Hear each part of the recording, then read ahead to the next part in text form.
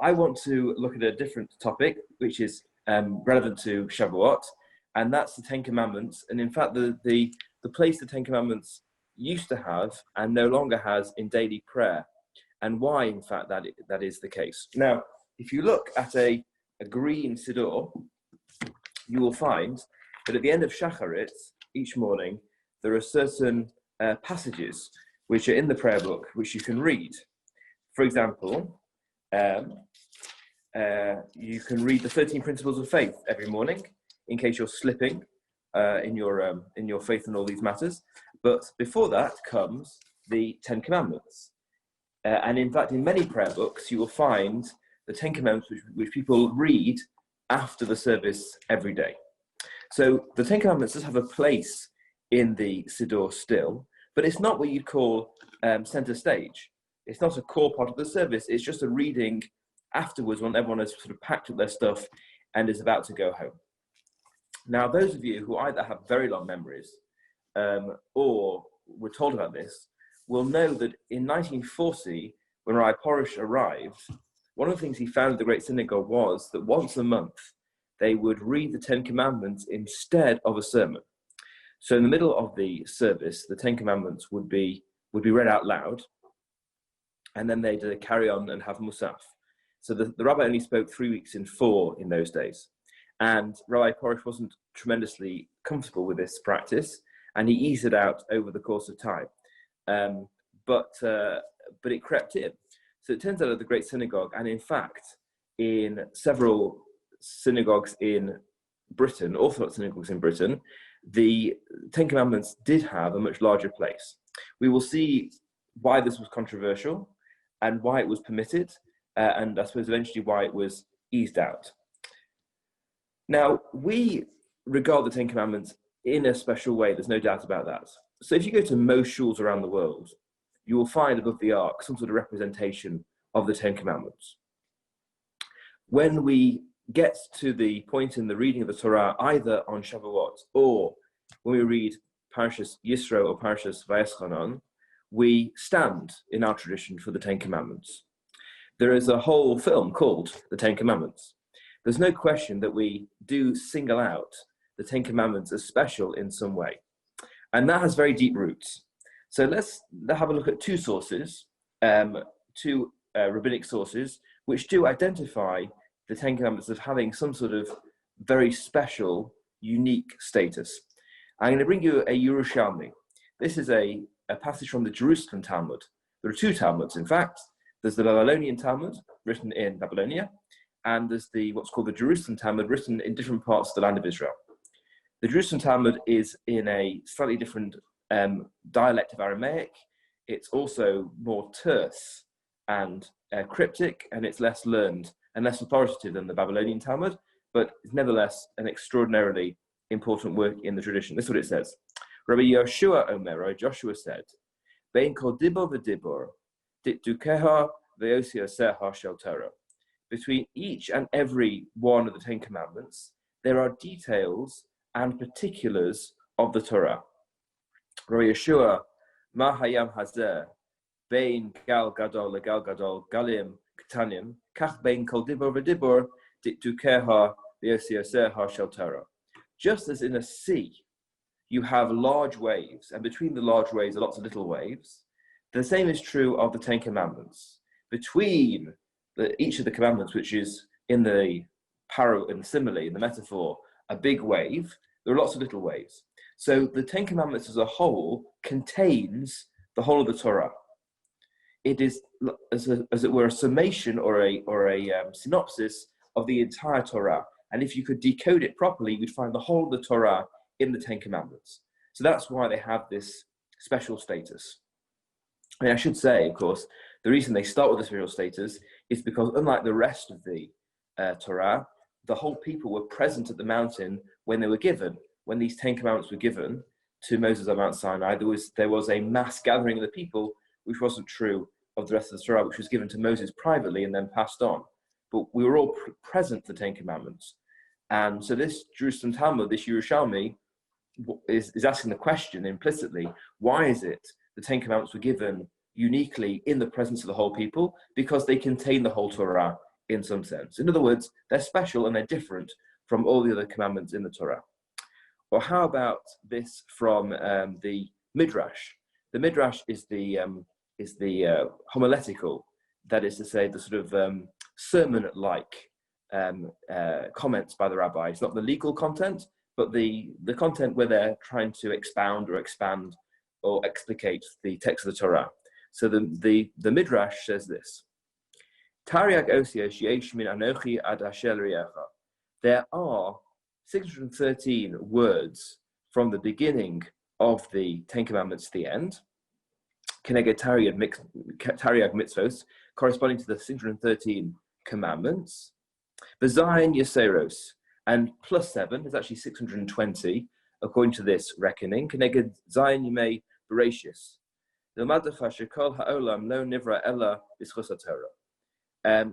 So you have the 620 letters in the Ten Commandments, 613 mitzvot, and 7 days of creation. So the whole of the Torah and the whole of the world is contained, as it were, in the Ten Commandments. So again, they're special and unique, and therefore they deserve some sort of special recognition. And in fact, the Mishnah in Tamid, which is one of the tractates of the Mishnah, tells us that originally they would recite the Ten Commandments as part of the core part of the service. They would say some brachot, they would say the Ten Commandments, they would say the Shema, and then they'd say more blessings, and they'd say the Amidah. So it seems that in Mishnaic times, contrary to our practice, the Ten Commandments had just as great a place in the daily service of the synagogue as the Shema does today, or as the Amidah does today. It was of equal presence in the daily service. And in fact, the Babylonian Talmud has something of the same tradition. It says this: V'korin arseres adibros Shema vayayim Shema vayomer eves v'yotzev bavoda v'chos kohanim. It lists the major parts of a regular morning service, and one of those major parts listed just before the Shema is the Ten Commandments. So the Babylonian tradition also records this special status in liturgy given to the Ten Commandments. But then what happened? This was in the temple. This is what happened in the temple service. But then, Amar Rabbi Yehuda, Amar Shmuel, Rabbi Judah says in the name of Shmuel, Af bigvulin bikshu likros kain, also in shuls outside the temple, shuls up and down the land of Israel, and further afield, we presume, they also wanted to say the Ten Commandments. Ela shikva bitlum mipnei tarumas haminim. But in fact, this had already been banned by the religious authorities because it was it was what the heretics did. So this seems to be either Jewish heretics or maybe even Christians. Christians also venerate the Ten Commandments. They don't object to anything in the Ten Commandments, but the rest of the laws of the Torah, like not eating shellfish and many of the ritual laws, not lighting a fire on Shabbat, for example, they don't regard as binding anymore. So they're happy with the idea of remembering the Sabbath, that Sunday is a special day, or observing the Sabbath in their own way by going to church. And of course, they don't steal or murder or commit adultery or take God's name in vain. But all the detailed laws of kashrut and Shabbat and Yom Tov, that the Christian church dispensed with. So they made a distinction, the Christians made a distinction between the Ten Commandments on the one hand, which are still binding, and the rest of the laws, the 603, which are no longer binding. Now that is obviously hugely problematic for the Jewish community, because we regard all 613 commandments as still being entirely binding and obligatory on us. They can't all be fulfilled because something to do with the temple, for example, but in theory at least they're all still valid and binding. That being the case, the rabbi said, we must now, as a response to this problematic idea which is going around, we must now downplay the Ten Commandments.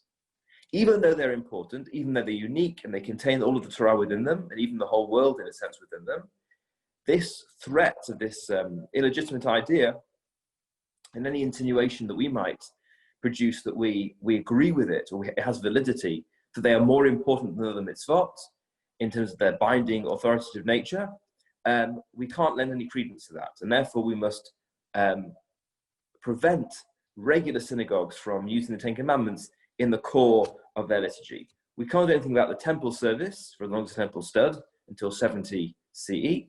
But in terms of synagogues around the world, we're going to expunge it from the liturgy because it will give the impression we agree with the heretics that they're more important than the commandments.